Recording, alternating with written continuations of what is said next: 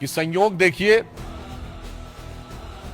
कि माननीय प्रधानमंत्री जी ने स्वतंत्रता दिवस पे बोला था और आज नाग पंचमी आते आते ये जितना दिमागों में जहर था वो सब पूरे दिमाग से उजागर होकर उन्होंने खुद स्वीकार कर लिया कि हम क्या हैं। तो मैं सिर्फ अंत में यह कहना चाहूंगा कि माननीय प्रधानमंत्री जी ने जो संकेत दिया है यह बहुत सहज और स्वाभाविक है। इसके लिए किसी को दिमाग पे जोर लगाने की जरूरत नहीं है, सिर्फ आंख खोलकर देखने की जरूरत है। उसे दिखाई पड़ेगा कि दिमागी नक्सल कौन है।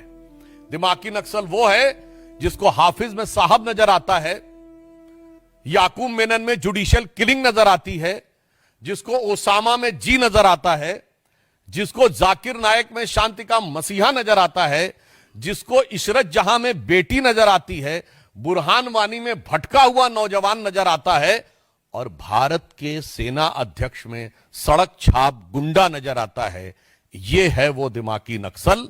और आज हर भारतीय को इस चीज को सिर्फ आंख खोलकर देखने की जरूरत है और कान खोलकर समझने की जरूरत है। स्वतः समझ में आ जाएगा। और उन लोगों ने जब स्वयं स्वीकार कर लिया है तो हमें लगता है अब किसी प्रकार का कोई संदेह या किंतु परंतु किसी देशवासी के मन में नहीं रह गया है कि जो माननीय प्रधानमंत्री जी ने कहा था कि कांग्रेस अब मुस्लिम लीगी माओवादी कांग्रेस हो गई है, तो अब उन्होंने खुद कह दिया है कि वो सिर्फ मुस्लिम लीगी माओवादी कांग्रेस नहीं बल्कि दिमागी नक्सल कांग्रेस भी हो गई है। ये उन्होंने स्वयं स्वीकार कर लिया है।